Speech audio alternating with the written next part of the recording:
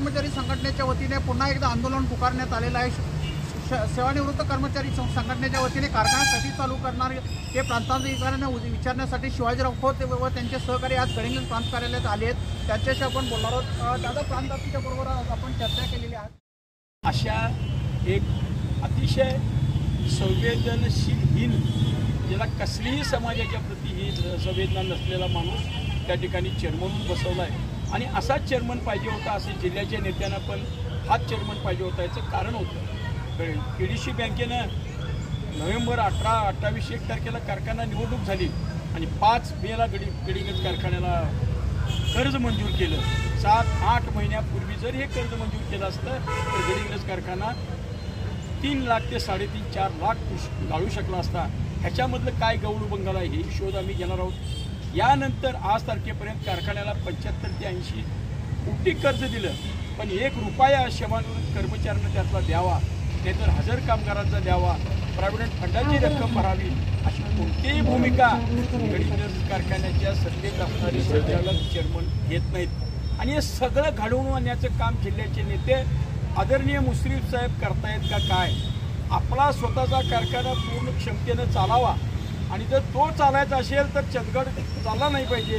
गडिंग्लज 50 वर्षे झाली तरी असाच खितपत चालला पाहिजे।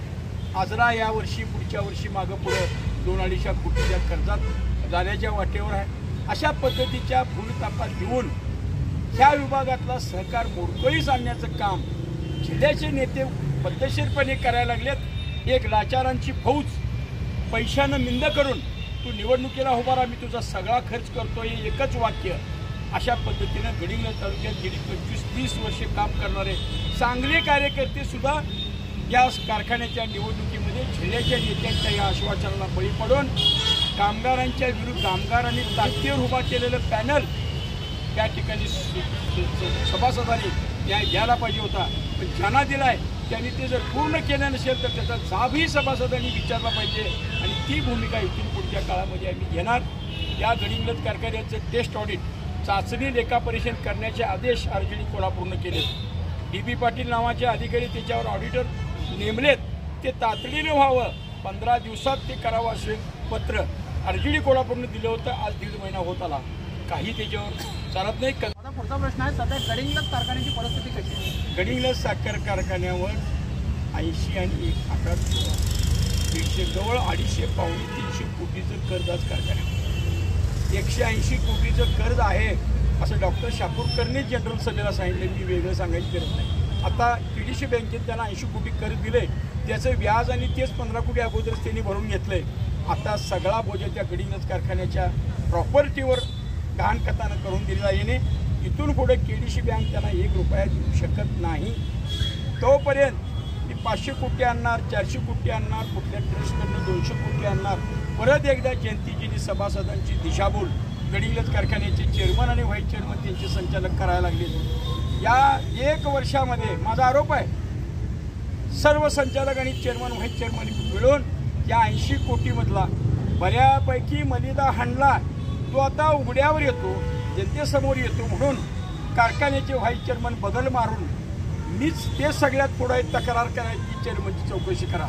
आमचं काही म्हणणं नाही, जनतेचा पैसा आहे, सभासदांचा पैसा आहे, म्हणजे केडीसी बँकेतले पैसे देणार ती जनतेची बँक, कारखान्याला देणार तो कारखाना जनतेचा।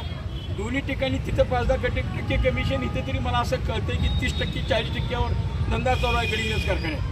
त्या सगळ्याचं उत्तर, त्या सगळ्याला उत्तर गडिंग्लज तालुक्यातल्या सभासदांनी जनतेने विचारणार काय नाही, गडिंग्लज तालुक्यातला तरुण विचारणार काय नाही, एवढं सगळ्यांना आवाहन करायचं। आता आपल्या प्रांताधिकाऱ्यांच्या बरोबर झालेल्या बैठकीत काय झालं?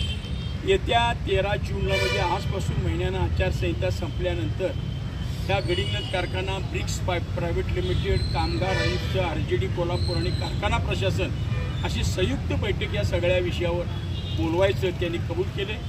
त्या दिवशीच्या मीटिंगमध्ये आज ज्या मागण्या आम्ही केलेत तोपर्यंत त्या पूर्ण होतील अशी मला अपेक्षा आहे। तशी पत्राने तसा आदेश आरजेडीने काढलेले आहेत। त्यात मीटिंग दिवशी अजून काय होते, काय प्रांताधिकारी निर्णय घेतात, त्या पद्धतीनं आंदोलनाची आमच्या पुढची दिशा त्या ठिकाणी ठरवली। धन्यवाद।